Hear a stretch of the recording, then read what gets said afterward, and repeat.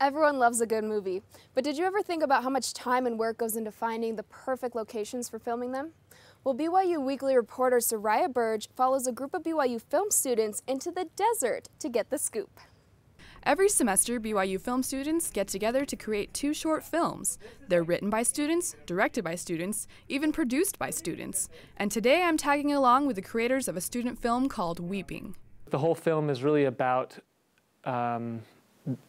choosing to believe in God in the face of something that's very hard to deal with and that shakes your faith a lot. We call it a Western. It's not really Western, but it happens in the really late 1800s, 1890s. If there's anything that takes the audience away from the real world that we're creating in the film, so I guess the film world, then that will take them away from any sort of ideas or thoughts that they might be having about these themes that we're bringing up. One of the first steps in making a movie is finding the right place to film.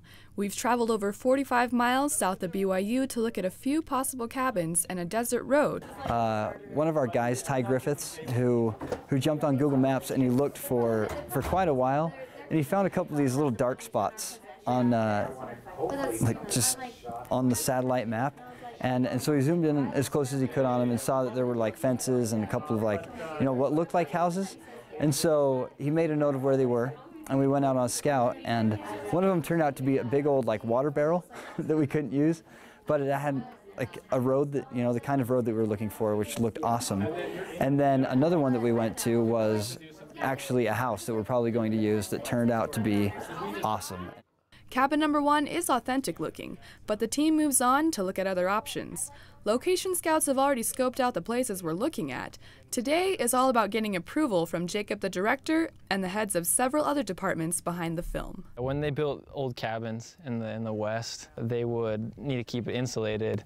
And if you just stack wood on top of each other, during the winter or summer, you're going to have air that's flowing in and out. And so they would actually fill their logs that they strip with mud, or adobe, you could call it that, or just whatever compound, sometimes with grass. And so we're looking for walls that have this texture of the wood, and then that that mortar layer, I guess you could call it, and to make sure that that's accurate with time as well. Looks like cabin number 2 is boarded up due to safety hazards, but luckily the team finds a local pioneer museum they could possibly film from the inside. The only problem is the outside of the cabin looks too modern.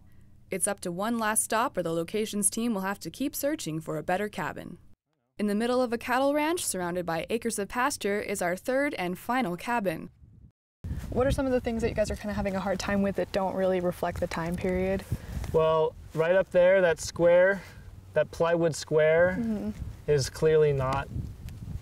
They didn't have plywood in the 19th century. Exactly, yeah. The windows have also been added on, and the roof has tar shingles on there, which doesn't work.